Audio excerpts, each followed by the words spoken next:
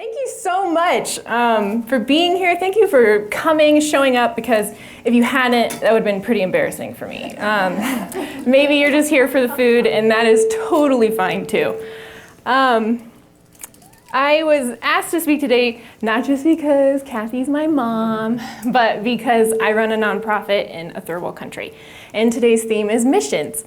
So let's talk about missions. What does it look like to be a missionary? What does it mean to be a missionary? Christians believe that missionaries are called to spread the word of God to all of the world, to all of the nations. And we believe this because of many different Bible verses, but none as much as Matthew 28, the Great Commission. We all know this Bible verse. Go forth and make disciples of all nations, baptizing them in the name of the Father, the Son, and the Holy Spirit. Go forth. But you know what? Sometimes we don't really want to go do anything, right? For me, I think the only call that I feel that I hear half the time is go back to bed and watch Netflix for 10 hours. And I know for all the moms in the room, you're like, ugh, if I hear my kids call my name one more time. Like, it's so much. So to be told to go and do more is something that we don't really want to do or hear right now. For me, going to the grocery store, not wearing my pajamas, is a major accomplishment. So when God told me that I was supposed to uproot half of my life and work in another country, I was like, that's funny. That's a funny joke. Like, that's a really good joke, God. You're hilarious. And then the more he kept pushing me to do this, I was just like, are you serious? There is no way. There's no way. I don't know what I'm doing. I had no idea how to do what I felt in my heart that I wanted to do. I was just coming out of one of the hardest places of my life, and I will touch on that a little later. But what God was asking me to do was to start a nonprofit, and I had absolutely no idea how to do that. I didn't go to business school. I hadn't, it was just such a huge thing for me to try and do that, to be a missionary. But why? I want to ask why. Why is it such a big deal? Why does being a missionary frighten us so much? And this is true. Whenever the pastor gives a message on the Great Commission, everyone's sitting there like, oh, he's going to make me feel like I have to go move to a third world country, right? That's how you feel. Why do we feel that way? I cannot emphasize enough how underqualified and unimportant I am for my job. So now you're really happy you got up today to come hear me talk, right? All I'm trying to say is that I'm no different than you. I didn't go to special missionary spy school. I don't even speak another language. And honestly, you guys, I don't even know it's cool anymore. Is Snapchat still a thing? And the Jonas Brothers are back? Did you know that? For me, wearing green pants today is whoa, way out of my comfort zone. So why did God call me, of all people, to be a missionary? Well, was it just me, or is it all of us? Here's the thing. If you're a Christian, then you're a missionary. We're all in this together. So if I'm going down, you guys are going down with me. No, I'm just kidding. If you're a Christian, then you're a missionary. Christ calls everyone, no matter where you are, to witness what God has done in your life, to tell the good news. And here's some more good news. You don't have to move to a third world country to do that. You can go and make disciples here. You can go and make disciples with your next door neighbors. Go and make disciples with your lost family members and friends. Go and make disciples with the at-risk youth in Denver. The call to witness is for every Christian to follow. I really felt that this was a point that I had to make right off the bat, because the United States needs missionaries just as much as third world countries or impoverished countries need them. Material possessions have absolutely nothing to do with if you need Jesus. Everyone needs Jesus, rich or poor. The only difference about me and you is that in addition to the call that God has placed on all of our lives to testify to his love, is that he told me to specifically go to Peru and help the poor. So on that note, I will talk about my company, the Pucusana Project. I went to Peru for the very first time when I was 16. I went with my boyfriend's family because they were invested in a Christian school there. So I went for a month and I helped build a hospital, I taught English, and the food was just incredible. Like, I probably gained 10 pounds. I just ate all the food I could when I was there. As a teenager, I definitely came back with my eyes opened, and I definitely felt like I had experienced the real world and saw poverty. And from that point forward, missions was very close to my heart. But it wasn't until I went back to Pucusana as an adult. This was over 10 years later, after I went to college, after I had gotten married to that high school sweetheart. He's the guy back there with the crazy video equipment. That we went back to Pucusana. So I was around 24, and we went to visit the school and to see how some of our sponsor kids were doing. This was a 3-week trip, and when I came back, I was changed forever. And at first, it didn't seem like for the better. I was very broken. I was crying all the time. I felt so guilty for the simple things that I had, like a bed or a hot shower. This is called culture shock. Culture shock comes from witnessing cultures that operate differently than the one that we're used to. And we usually talk about culture shock when we talk about third world countries, because this is when you see it the most. Culture shock leaves us feeling guilty for what we have and confused about how to reconcile the poverty that we saw. Some of the things that I struggled with was how dirty everything was, that there were dead animals and feces and trash everywhere in the streets. So I mean, just walking to the store, you would see that stuff. That we had cold showers every day, that you had to boil the water before drinking it. You couldn't drink from the tap. And we had limited water every day. So you couldn't take like your normal 7 to 10 minute showers. You had like 2 minutes and you were done, because then you wouldn't have water for food later that day. And then of course, witnessing the immense poverty. My husband and I sponsored 4 students at that time to go to this school. And we got to talk with them and visit with them and see their families, and to see how they were living in the barrios just shredded me as a person. I could not come to grips with what I saw. So when I came home, I was very, very angry and upset. I was angry and hateful about how materialistic our culture was. I'd see people here and just think, oh, you don't need that. Like, there's these people who are super poor. I couldn't reconcile it. I was just so angry. This anger was just eating away at me until I finally went and talked to the missions pastor at our church. You have a problem when your husband tells you to go talk to the pastor. But it was because of this pastor that I read the book When Helping Hurts. And that book helped me understand so much of why I felt the way that I did, and also gave me the foundation for how to run my company years later. So if you have not read that book, please read that book. It's really, really good. I realized that I was so angry because I was comparing what I had in the United States to what the people of Pucusana did not have. I pitied them because they didn't have all of the amenities and the materials that I did, which leads me to my first point. Pity. We pity the poor. For some reason, we equate happiness and quality of life to material possessions. Culture shock and pity go hand in hand, but pity is dangerous because pity dehumanizes the poor and leads us to giving them free stuff as a way to help them. Pointing this out makes us uncomfortable because having pity for the poor says less about the poor and more about us. We pity them because they have less, or do we pity them because we feel guilty for how much we value our own material possessions? The poor do not need our pity.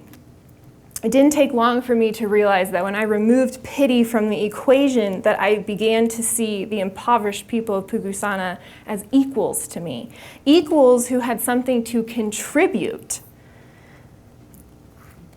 We can learn so much from the poor. I know that I have. I've learned that things like hot showers or that I have to boil water every time before drinking it is really not a big deal, and that is not the problems that we need to try and focus on fixing. Third world countries can teach us how to enjoy life more, how to slow down, how to take a break, how to just appreciate our families and also appreciate the luxuries that we do have. Now, in no way am I trying to make light of poverty. Starvation, lack of clean water and clothing are serious issues that lead to major problems, and we have to pay attention to that. But you need to understand that those things do not make poor people less than us. It does not make them weak or pathetic or dumb. They have the same God-given abilities that we have. They can impact positive change just like we can. They bring something to the table, and we need to treat them like they do, which is why my company has a no free handouts policy. This might sound really harsh, but this rule forces us to look at poverty at the poor as capable of bringing themselves out of poverty. It forces us to change how we go about our projects, how we do short-term missions trips, and how we go about meeting their very real material and physical needs. No free handouts is an approach that helps us help them better. I promise that you can still feed, clothe, and take care of the poor without giving away free stuff. And an example of this is last month when I was in Pucusana, we had a clothing drive. So we looked around the barrios and we tried to see what their greatest need was. It wasn't food, it was clothing. I have the ability to get the clothes. I ran a clothing drive here in the United States and I was given more than 800 pieces of clothing. A big part of that missions trip was getting all of the clothes there. That was quite the ordeal. Very stressful. But we did get all of the clothing there. So we decided to create an entire event around the clothing so that it would be an entire day, a festival. We called it a fair. There was food, games, and a little play area for children. But we knew that we couldn't give the clothing away for free. So by having it as an entire event, a fair, we charged a very, very small admissions fee so that they could enjoy the entire festival. And then in addition to that, we asked people who wanted the clothing, so all of the people from the barrios, to, in addition, donate what money they could in order to access the clothing. They were asked to put their donation into one of these yellow boxes. So one of these yellow boxes, or the yellow boxes, represented responsibilities that the nonprofit has to take care of there. So we explained that we have maintenance on the property, we have to pay for the water. If they want the garden to continue looking nice, we kind of need to pay for water and new flowers. And then also, of course, the taxes on the property. So these people got to choose what their money could go to, no matter how much they donated, no matter how little.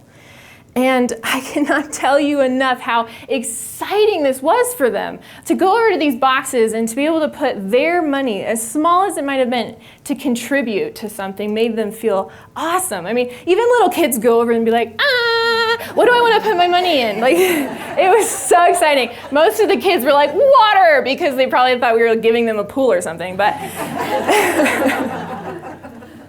But these people, as poor as they were willing to give back.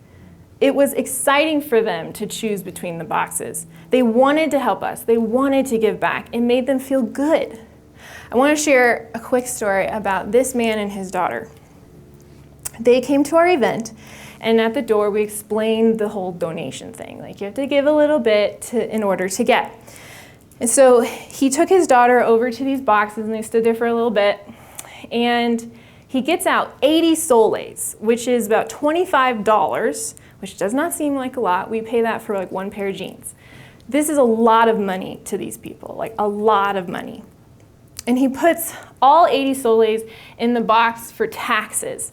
And he comes to me and he's like, because you'll need it, because shocker, paying taxes in every country sucks.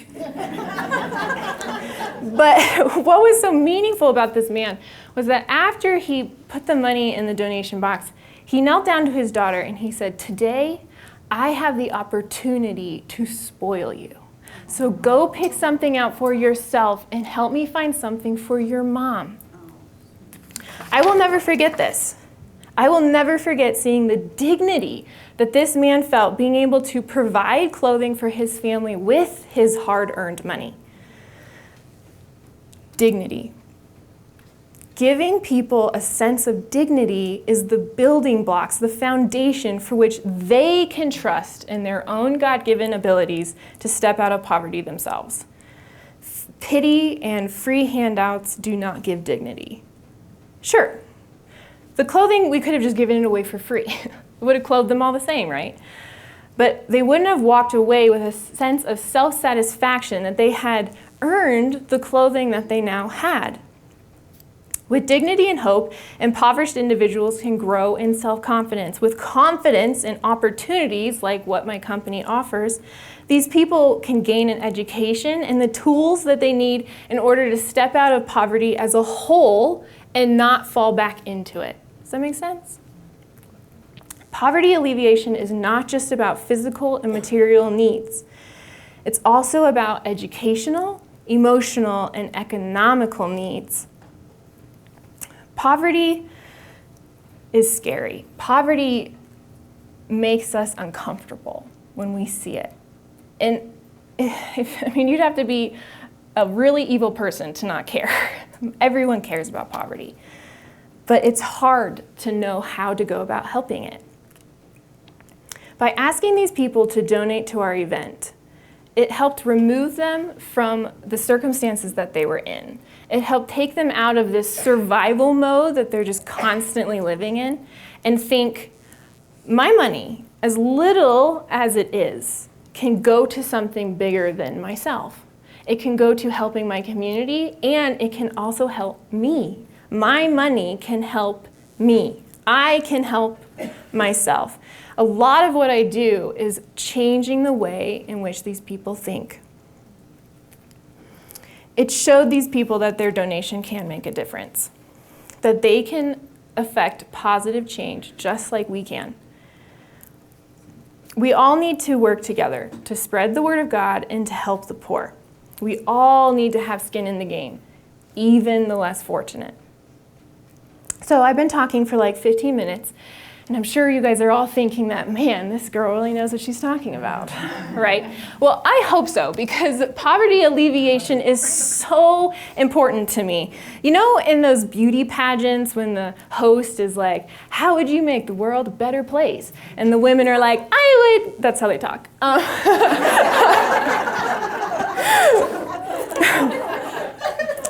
Yeah. I would feed the poor and help with whatever. Well, I'm over here and I'm like, hi, yeah, that's my real job. Like, I actually literally try to alleviate poverty, and it's stressful. I mean, no wonder I go to the grocery store in my pajamas. But how do we actually do that? How do we alleviate poverty? Opportunity. Opportunity is everything, is it not? How many opportunities did you need before fill in the blank? How many opportunities did you need before you got the job that you have now? How many opportunities did you need before you played the piano really well? How many opportunities did we all need before we found Mr. Right? How many times did you need before you could trust in your own cooking abilities? Because like boiling spaghetti, I know we all don't do that one right. I'm not the only person like flinging the spaghetti at the fridge to see if it's done. Yeah. Opportunity is everything. Life is full of opportunities, but only if we're taught to take advantage of them. I started this nonprofit 2 years ago, but 2 years before that, I was in the worst place of my life. In that time, I would have never, ever thought I would be standing here talking to you. I could not get a job. I had been searching for a job for 1.5 years, and it was just not happening for me. Interview after interview, I could not land a job. I would be the second pick, always. I go through these super long interview processes, like months, like 3 months at a time, to get to the end and be turned down. Over and over and over again, this was happening to me. And it really took a toll on my life. I became incredibly depressed, and I began to think that I had no worth, that if I didn't have a job, then I wasn't important. Eventually, after getting into a horrible pit of despair, I decided to move to Pucusana. That the only good I could do was helping there because, we helped run that ministry. So I moved there for 4 months. During these 4 months, I really hashed things out with God. So every day, my job was to clean and renovate the building at the property that we're trying to purchase. So I repainted everything in this 3-story office building. It did take me 4 months. It was a big project. But I'm painting every day. And every day, I'm just like, ugh, God, why am I here? This is the worst. Why are you doing this to me? I was so angry at God. I believed it was his fault that I couldn't get a job. I felt that it was unfair, and I was taking it out on him. Every day, I would argue with him and fight with him. But you know what? God showed up. Every day, I felt his presence with me there in Pucusana, more than I did when I was here. It was good for me to remove myself, for sure. Every day, I would feel God there. And I would be like yelling at him. Like I was saying horrible things to him. And he'd just be like, okay, let it out. You're acting like a child. It's okay. But God can handle our feelings. He is not fragile. So whatever you're feeling, I always encourage people, just tell him how you're feeling. If you're super mad, tell him. He can handle it, I promise. God showed up, and over time, he would whisper things to me like, I'm not who you think I am. You're not who you think you are. We need to redo this.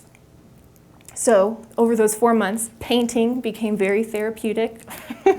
I started to really work out a lot of how I felt about myself, what I believed about myself truly in my heart, and why those things made me think about God in certain ways. And God showed me who he really was. Every day was an opportunity for God. Every day he said, yay, another day. I'm going to teach you who I am. I'm going to teach you about who you are. And I found so much worth in that. Of course. Why would we not?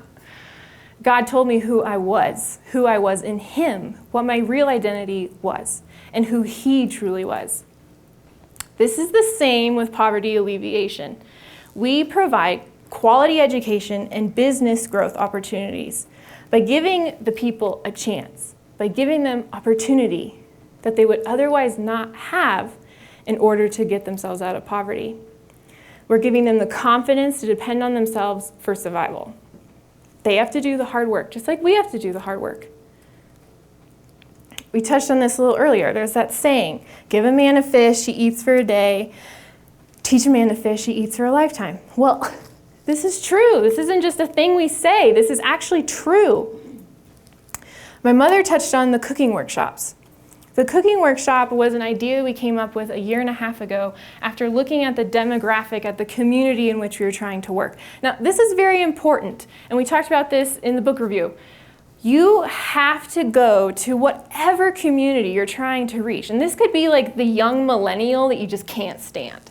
Or it could be the poor people in Pucusana. You have to go and listen.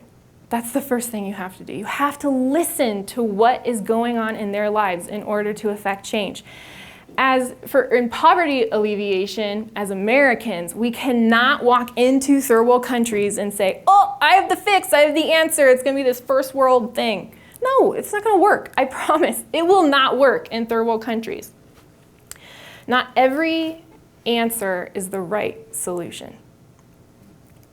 With the cooking classes, we saw the barrios, and we saw a lot of moms who could work but were not working because they had no skills, and they believed that they couldn't do anything, like truly believed that.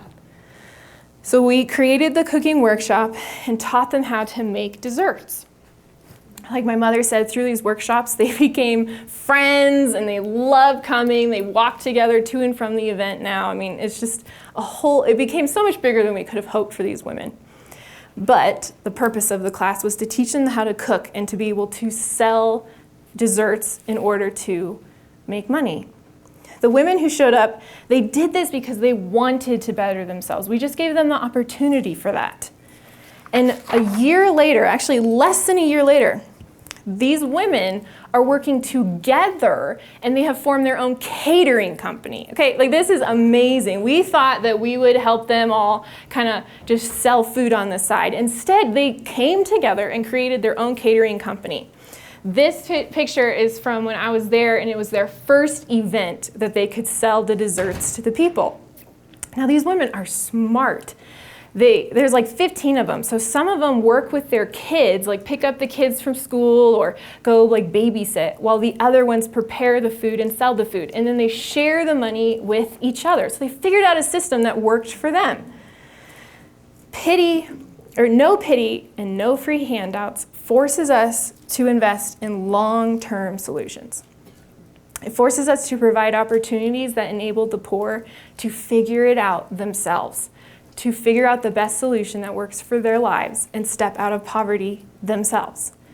And I would argue that this method teaches us more about God than any other method, because our God is good, our God is loving, our God is faithful, and He is a God of opportunity. God gives us endless opportunities to change our lives, to become better, more sanctified, to overcome sin, and to be more like Christ. God's grace and endless opportunities show His real love, His genuine fatherly love for us. Now, you guys are like, okay, business school and God's love, that's a stretch. Like, what's she talking about? Well, I have another story for you. This is one of my sponsor students, Bridget. She's on the far side. And her family and the team that we took last month.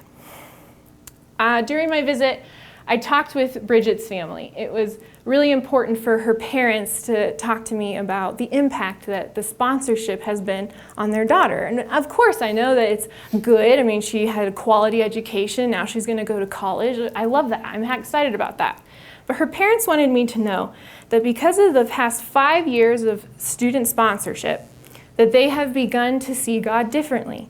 They said that every year they would ask questions, like in the bottoms of their hearts, they couldn't understand why this random American couple was paying for their daughter to go to school, or why did these people in this nonprofit organization care so much about their daughter? Why? With every question, the team that I have in Pucusana would say to them, well, it's because they love you. It's because they want to help you. It's because they are Christians, because they want to show God's love to you. And it was through this, over 5 years, that these parents said that they started to say, I don't think God is who I think God is. Why would these people do all of this if God was the way that they were thinking of God? So through the student sponsorship, this entire family became able to understand God's love for them better. When people see the love of God shown to them, not just told to them, but shown to them, they will never turn away from that. They will always want more. Why? Because God's love is addicting. Once you've tasted it, you know it's different, and you never go back. The Pucusana Project works to alleviate poverty. We do this by providing quality education and business training to adults, because that's what we believe will actually end poverty. But we also believe that this is the best long-term way in order to revive the Spirit of God in Pucusana. Giving dignity and providing opportunity for change reflects God's love for us so much more than pity and free handouts ever could. It's the same here. Treating the lost as equals to you, because they are the same as you. We all need God's love. We all need His endless opportunity for change. Work one-on-one with people. Give them multiple opportunities to change, even if that's frustrating. Encourage them to be all that God meant for them to be, so that they can step out of their situations themselves. This is how you spread the word of God. And this is how missions needs to look like today. Thank you so much.